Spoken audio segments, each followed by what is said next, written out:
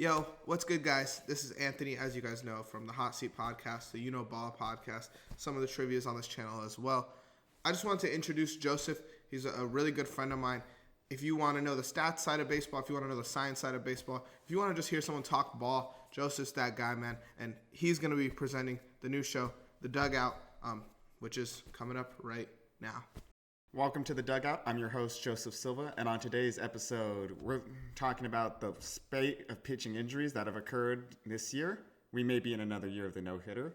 We'll preview what's to come this week in baseball, and we'll recap the week that was.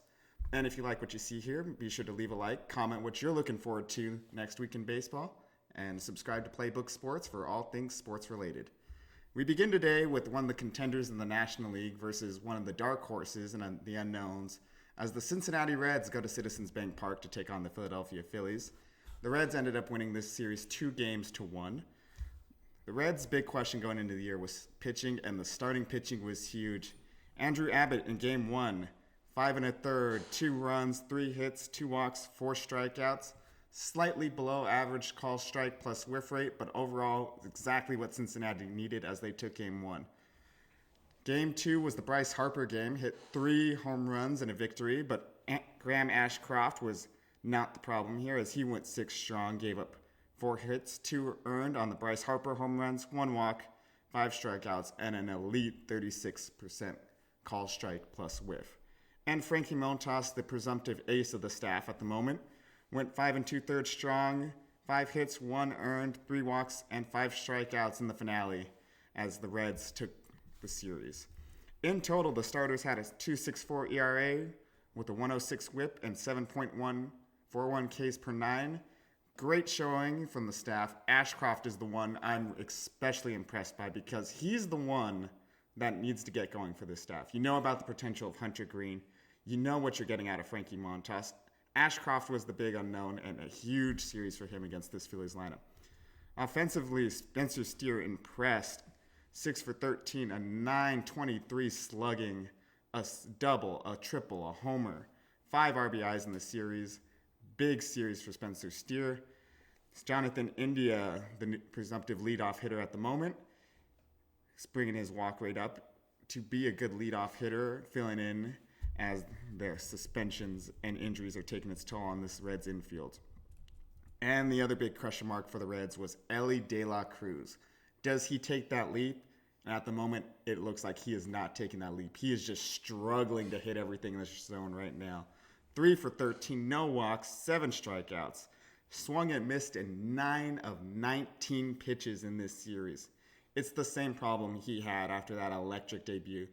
Is he just can't connect. That swing has a big hole in it, and he can't seem to fix it right now. It was especially pronounced in the finale, as he had a lot of swings, only connected on one of them. The struggles continue for Elly De La Cruz, even with the hit streak being extended to 11 games. The bullpen, which was not one of the more highly rated ones going into the season, ended up doing extremely well. Alexis Diaz, we knew he was the best closer in baseball, showed it with 2 dominant outings here. But there's no clear number 2 yet. Lucas Sims, Justin Wilson, Fernando Cruz had impressive outings, but none of them have clearly established themselves as the setup man yet, and that's something to keep an eye out for in Cincinnati. And aside from the Brent Suter blow-up, which of course was that 3-run bomb that was Bryce Harper's third, the bullpen, 9 2/3, 7 hits, 1 earned, a walk, 12 strikeouts. That's what you want out of a modern bullpen. And that was one of the strengths I thought of this Reds team going in, and it looks like it's going to be a strength for them to go forward. The Phillies, on the other hand, their bullpen was projected to be one of the top ones in baseball, and they struggled mightily in this series. 12 innings pitched, 1.17 whip, 4.5 ERA, but a great 13.5 Ks per 9. They just got unlucky. They gave up hard hit balls at the wrong time. They were striking out of Reds lineup, prone to strikeouts. It's just they made the mistake, and this lineup made them pay. And aside from the Harper 3 home run game, offense struggled. Because you take those 3 home runs out, the offense did not score more than 3 runs a game in this series. And that's just the nature of this Phillies lineup. They're feast or famine. They're all or nothing, you know. Trey Turner is their most consistent contact bat. He didn't have that great of a series. Bryce Harper had the 3 home runs, didn't have that great of a series. Schwarber struggled. Castellanos struggled. Real Muto had a decent series, but Real Muto alone is not going to carry this offense. So you're just in one of those lulls for Philadelphia, unfortunately, and they're going to bounce back. They're the Phillies. But the starting pitching for Philly is where they make their money. Spencer Turnbull, 5 shutout innings with 3 hits and 7 strikeouts. Everything aside from the fastball was being hit hard, though, so look out for that as potential red flags going forward, but all in all, very impressive from him. The ace, Zach Wheeler, of 6 strong innings, 10 strikeouts, 3 hits, and an earned run.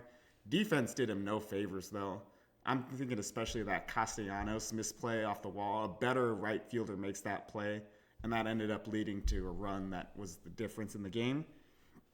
And Christopher Sanchez, solid outing, 5 innings, 2 earned, a walk, 8 strikeouts.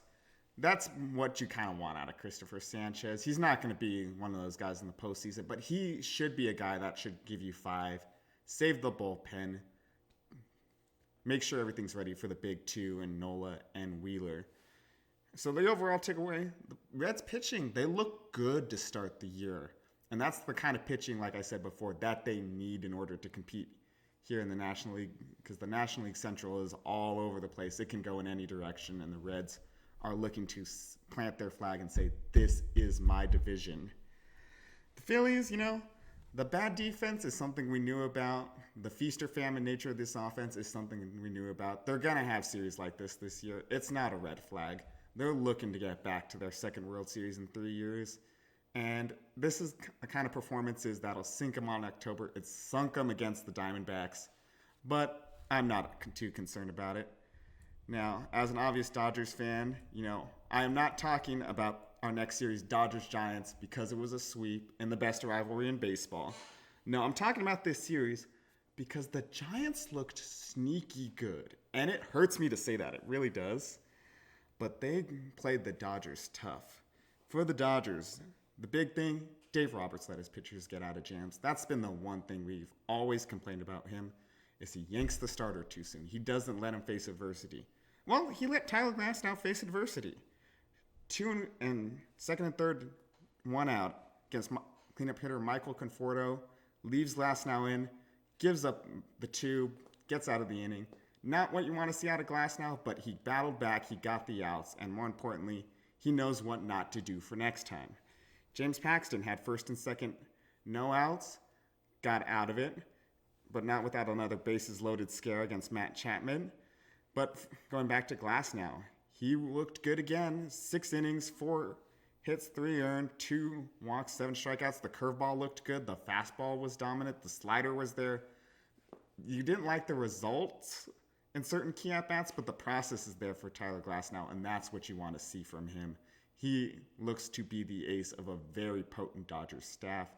James Paxton had a solid start, but for me, 5 walks and just could not command the fastball at all. The knuckle curve looks fantastic, but you got to build it off the Glasnow model. Glasnow's curveball works because he establishes the fastball ahead of time, and if you don't establish the fastball, the curveball doesn't work. So fastball command is something you got to get going with Paxton. Joe Kelly's struggles continue. He blew the first game against the Cardinals, and again, in a low leverage outing, 1 inning pitch, 3 hits, an earned run, and a strikeout. Not a great outing from Kelly, but then bounces back in a higher leverage situation. He's an enigma. I love the man, but you don't know what you're getting out of him. The command is all over the place, and when the command's locked in, he is one of the best relievers in baseball. You just can't get the command all the time. And then finally in the bullpen, Evan Phillips. He's a dog. He's a goofy white dude, but he's a dog, man. 4-out save. He'd only done that once before, allowed 1 hit, 2 strikeouts, and just dominated with a fastball sweeper combo. 46% called strike plus whiff rate. Nasty stuff from the Dodgers closer, and continues to show that he may be the most underrated man in baseball, and he's a top 10 closer consensus anyways. But the big 3 for the Dodgers came through. Mookie Betts had a massive series.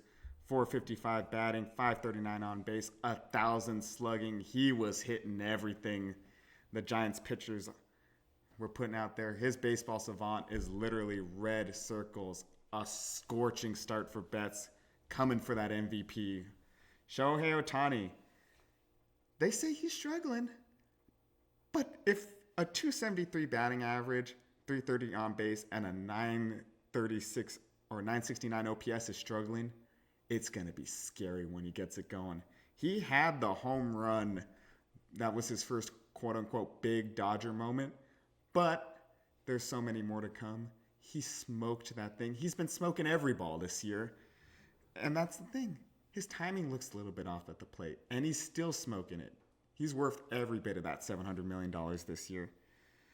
Freddie Freeman, 546, batting average, 583 on base, and an 1130 or an 1311 OPS.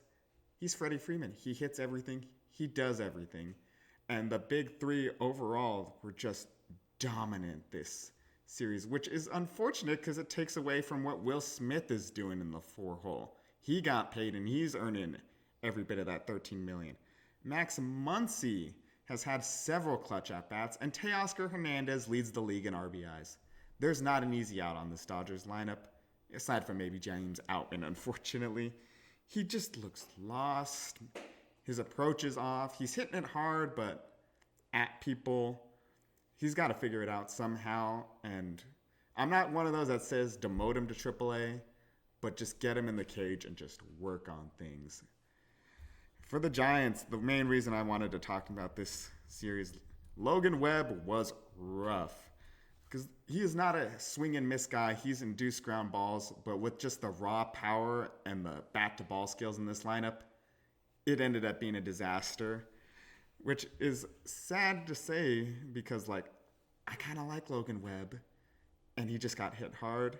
He said after the game he didn't throw his changeup enough, but I think he threw it too much because every hit on the changeup was over 100 miles an hour. Barely any called strikes or whiffs on that, 14% overall. He just didn't have his stuff today, and Dodgers handed him his first loss at Dodger Stadium. The bullpen was big in the last two games, and this is what they should be like. 10 and third innings pitched, 5 hits, 1 run, 3 walks, 8 strikeouts. And that's huge because no starter had a quality start this series. They all went 5 aside from Webb, and they had to eat innings, and they were tired. They had tough at-bats throughout, and they rallied and they fought, and that's kind of what you want to see if you're a Giants fan, is this bullpen has to be great, and Camilo Doval didn't pitch a single inning. On the hitting side, Jorge Soler just has incredible power. That first home run was just an awkward swing, and he still hit it out. And then when he put a proper swing on it, he hit it 440 feet. So he is a beast, but we got to see how he plays in San Francisco. And everyone knows Oracle is a tough place to hit, right on the water. If he can hit it out in Oracle, the Giants may have just found their 3-hitter for the next few years. Matt Chapman and Jung-Ho Lee, they are struggling. Jung-Ho Lee, 200 average to start the year. Chapman is less than 200.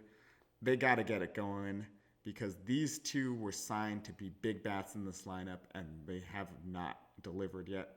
Chapman's process is still there. He hits the ball, but that contract looks bad to start. We're not judging it 10 games in, but he's booted balls that he makes the plays on. He's not getting the hits. Luckily, it's only a 3-year deal, but we'll see. And then Conforto may be coming back to his 2019 self. He had a 333 average this series and several big hits. He had a home run. He, as we said before, drove in 2 to make it a 1-run game against Glasnow. He looks good. And that's kind of the scary part, too, is now he's picking up the slack that Chapman and Lee have kind of left for him. And in the overall takeaways, Dodgers are the juggernauts they were touted to be. Offensively, they're mowing through pitching. The pitching looks good. Glasnow was solid. Paxton was solid. The bullpen game was great. There's not really much you can say about this Dodgers team that has not been said already. But the Giants really do look like a wild card contender as much as you can in a 3-game sweep. They played the Dodgers close. The bullpen was electric. They have not had Blake Snell in this series, and he's going to come back, hopefully solidify that rotation that looked a little rough in this series. And more importantly, Jung Ho Lee and Matt Chapman really need to get going, because if this is the Giants at their worst, I really don't want to face the Giants at their best. And finally, we go to an ALCS rematch out in Texas between the Rangers and the Astros. The Rangers, the first thing that always is said, Adolis Garcia fucking hates the Astros, going back to the incident in the ALCS with Brian Abreu. In the series, Game 1, 2 hits, home run, 4 RBIs, 5th straight game with a home run against Houston. Kind of picking him up where he left for the ALCS. Had the dagger RBI to make it a 5-run game in that 8th inning from hell in Game 2 and in Game 3 with Ronel Blanco dealing. No one has had a hit off him all year. Who gets a hit off him? Adolis Garcia. This man hates the Astros, and I respect him for that. Marcus Semien, incredible series. 5 for 8 in the first 2 games with 4 runs, 2 walks, a home run, 4 RBIs. That's what you want from Marcus Semien. That's what you expect out of Marcus Semien, and that's what you got out of Marcus Semien. Just a plate appearance machine and always does what he's supposed to do. Evan Carter looks to be turning things around. Had a hot start, 5 for 9, a walk, and a run scored. He was struggling coming into it, and he's starting to get it going. It looks like we're getting the Evan Carter from that incredible postseason run. And Josh Smith looked decent. You know, he made a couple plays at third, had a couple good swings with the bat. He's really there just to replace Josh Young, who's on the IL at the moment. And that's the thing, is this is not the Rangers team at their full strength yet. Langford and Carter had struggled going into this series. No Josh Young. Corey Seager has been Corey Seager. And there's so many prospects on the way, and the offense is already terrifying. On the pitching side, John Gray has not been a great signing for this team, unfortunately. He got blown up in his first start, and this one, 5 hits, 3 walks, 2 unearned runs. 57% of pitches were out of the zone. He's not had his command. The fastball looks off. He's just been bad. And unfortunately, he's going to have to eat the innings because Scherzer and DeGrom, the timetable on them is unknown, and your prospects are not ready to come up yet. So John Gray really needs to figure it out. But Cody Bradford, speaking of the prospects, fantastic. 7 2/3, 2 hits and an earned run with 4 strikeouts. They're not hitting the ball hard off him at all. Average exit velocity was 88 miles an hour, and Houston just looked baffled. They were chasing almost half the pitches he was throwing. Cody Bradford is a name to look out for, because with no Jordan Montgomery, someone has to fill in that 3-starter role, and they may have just found a gem in Cody Bradford. For Houston, Hunter Brown and Brandon Bielak were absolutely blown up in Game 1. Between the two of them, they could only manage 6 innings, gave up 15 hits, 10 earned, 4 walks, 6 strikeouts. It was just bad against a very dominant Rangers lineup, but you are paid to get these guys out. And if you want to win the division and continue the dynasty, you have to get these guys out. JP France looked better. He went 5 2/3, 8 hits, 3 earned, 2 walks. It wasn't the best, but, you know, JP France is still kind of figuring things out here. And again, it's a tough Rangers lineup. It's about as well as you could expect given the circumstances. And Ronel Blanco was an absolute beast in this series, but we will talk about him later. On the hitting side, Alex Bregman. It's been a rough time for him. Going into Sunday Night Baseball, he was 1 for 6 with a walk and 2 strikeouts. Everything for him, like in terms of exit velocity, swing decisions, walk rate, he's been the same. The only problem is he's getting under the ball. So instead of the line drives you're used to from Bregman, he is popping everything up, and it's just easy outs. But as an easy fix, and hopefully they'll figure it out soon with him. And I wrote a majority of this before going into Sunday Night Baseball, and I said that Yordan Alvarez was unlucky. 365 expected batting average versus 250. He was hitting the ball hard. He just was hitting it at people, and he proved that as he hit an absolute beautiful home run that ended up being the only run scored for Houston in that game. Yordan is going to be fine. And Jeremy Pena, do not be fooled by the start Jeremy Pena had going into Houston. He was hitting 400, 2 home runs, 6 RBIs, 1124 OPS. He looked good, but he's chasing more than he ever has before, and he's not making good contact. It was fool's gold, and it was proven in this series. 1 for 11, and the average dropped 67 points. Buyer beware on Jeremy Pena. He had a great postseason in 2022. No one's denying that. But he has to improve his swing decisions. He has to be more patient at the plate. Because this kind of approach will get you Javi Baez'd, and no one wants to get Javi Baez'd in this league. Overall, the series ends on Monday, so we don't have all our full takeaways yet. But through the first 3 games, Houston's starters, aside from Blanco, have struggled, and they kind of really need to pick up the slack with Verlander, Urquidy, and McCullers all on the IL. You need to be huge here and pick up the slack. They just couldn't do it, especially from 2 of the key contributors, Hunter Brown and JP France, did not have elite starts. One had a decent start, and one had a god-awful start. The Astros lineup will figure things out. Kyle Tucker is solid. Altuve is doing Jose Altuve things. Jordan's getting hot, looks like. But Bregman and Pena need to figure it out if this team is going to be fine. But I'm not overreacting to 10 games. It's Houston. They always figure it out. They will continue to figure it out under this regime. And more importantly, the Rangers looked like the defending champions. Their offense was elite. Their pitching was fantastic throughout the series. Dane Dunning made 1 mistake and lost a game.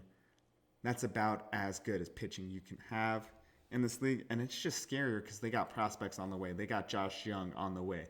They got Jacob deGrom looking to maybe come back this season. Scherzer's coming back this season at some point.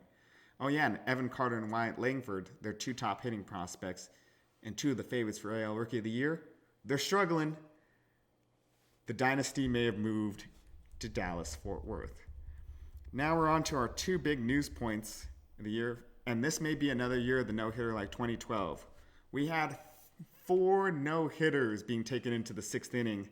The first was Ronel Blanco, who ended up finishing the job, throwing a no-hitter against the Blue Jays in one of the most extraordinary stories you'll ever see. He has only making his 8th start and was only in the rotation due to the McCullers, Verlander, and Urquidy injuries. He impressed in spring training, and more importantly, he wanted this rotation spot bad. His daughter was born, and he's like, okay, bye, I gotta go to ballpark. And he struck out 10 of 13 hitters, and the Astros told him coming off the mound, you made the rotation.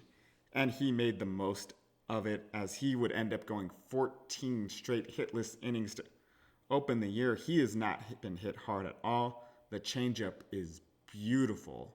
That's what everyone's been saying about him. And it starts something to look out for this week, because he's must-watch television right now. And in a rotation full of promising arms, Ronel Blanco is the one picking up the slack here. On the same day, Shoto Imanaga took a perfect game into the 6th, 6 1/3 no-hit innings before he gave it up. And quite frankly, he's been great too. Everyone knows about the fastball, but it's a Rockies lineup. Anyone looks good against this Rockies lineup, to be fair, but he dominated the Dodgers yesterday, unfortunately, and that fastball is beautiful. Splitter's beautiful. Cubs may have gotten another steal, and he, much like Blanco, continues to be must-watch television. Then on the second half of a doubleheader, the Tigers took a no-hitter into the 8th. Matt Manning was solid, 5 2/3, 4 walks, 3 Ks. Wasn't the best, but didn't give up any hits to a Mets lineup expected to do a lot this year. Then Tyler Holt takes over and gave up the first hit on the top of the 8th. It was a good, well-placed ball. Nothing they really could have done about it there. But the Mets, 13 straight hitless innings in the doubleheader. Most hitless innings in a single day in 50 years. That's a rough one in Queens. But the Tigers pitching is what they expected it to be. And, it's 10 games in. Not really fair to say it's the year of no-hitter. But I do get a lot of 2012 vibes, which was famously a fantastic year for pitching. 5 no-hitters were thrown that year, including 3 perfect games. Philip Humber, Matt Cain, and Felix Hernandez. Yes, Philip Humber did throw a perfect game. People tend to forget that. However, our first no-hitter was thrown way earlier than it was here, and the 2012 peaked with 3 no-hitters in 2 weeks. Johan Santana got the first one for the Mets in a beautiful outing that may have ended his career due to the fact that he threw 130 pitches to get there. The Seattle Mariners threw a combined no-hitter, and then Matt Cain had a perfect game. It's always a fun thing for no-hitters because it's just special. Everyone tunes in. Everyone's on the edge of your seat. You're just waiting for it to happen. And if we have another no-hitter, I, for one, am kind of glad. But unfortunately, with all this great pitching does come a dark side, and we have yet another pitching injury here. Shane Bieber is getting Tommy John surgery. The 2020 Cy Young winner and MVP finalist has struggled for a while, and a lot of people thought it was sticky stuff. It may be elbow pain. We will never know for sure. And the Guardians ace is down, unfortunately. Jonathan Loaizaga is another pitcher getting UCL surgery. They are saying it's not Tommy John, but it is to repair a torn UCL. Again, he was a key contributor out of that Yankees bullpen. He's done for the next year and a half. Meanwhile, Spencer Strider, we are not speculating because we don't know yet. We haven't heard anything out of the Braves medical team. He's getting a second opinion today. But he has a strained UCL, which a lot of people are taking to mean Tommy John surgery, which would be a huge loss for this Braves rotation. And for baseball, Strider has been one of the most fun pitchers to watch. His stuff is electric, but his stuff is also what may be giving him Tommy John. And unfortunately, it's a rash of problems here in baseball. Just some names on the IL. Walker Buehler, Garrett Cole, Jacob deGrom, Justin Verlander, Urquidy, Kodai Senga, Liam Hendricks, Brandon Woodruff, Lance McCullers Jr., Dustin May, Shohei Ohtani as a pitcher. We have lost a lot of great arms, and it's kind of unfair for the game because the game is the best when you have your aces and you're having great pitchers duels. And there's a lot of speculation as to what's going on here. And the main thing is velocity and arm angle. Not to get too nerdy about it, but the way like pitchers were throwing before is you have your arm up here and you're dropping the arm slot now to get that more velocity. And that puts way too much stress on your UCL, tearing it more often. So there really needs to be an approach on how we change and develop our pitching. If we focus on velocity, we're ruining a lot of guys' careers. And I would be remiss to say the pitch clock is playing a big factor in it. We've had a lot of injuries in 2023, the first year of the pitch clock. MLB shortened the pitch clock, and more people are getting hurt. It's something you don't like to see here, and I, for one, am a big advocate of pushing the pitch clock back to 2023. You got to give these guys a chance to rest their arm, even for an extra few seconds between pitches, because pitching is one of the most violent things you can do in sports. As they famously say, the stress experienced on your UCL for throwing 90 degrees, if a human was exposed to that stress, they would die. Take care of your pitchers, MLB. Now, on tap for you this week, a lot of great series, but the one I'm choosing to go watch this week, if you can only watch one, look at the Mariners and Blue Jays playing today, Tuesday, and Wednesday. They're both 4-6 teams. Why would I pick this one? Quite simple. The race for the third wild card in the American League is going to be absolutely brutal this year, and these are the kinds of games you have to win if you want to make it there. Both of these teams looking to get in for the third wild card spot. The Mariners' Big Three does take the stage in Game 1. Luis Castillo will face off against Jose Barrios. Castillo's been rough to start the year. 0-2, 6.75 ERA, 6 Ks across those two starts, and a whip over 1.75. Castillo is one of those arms you need if you're the Mariners to go far. The offense is not great. Castillo is the ace. He is one of the Cy Young favorites in the American League, and he's got to figure it out against the Blue Jays lineup. That has been struggling this year.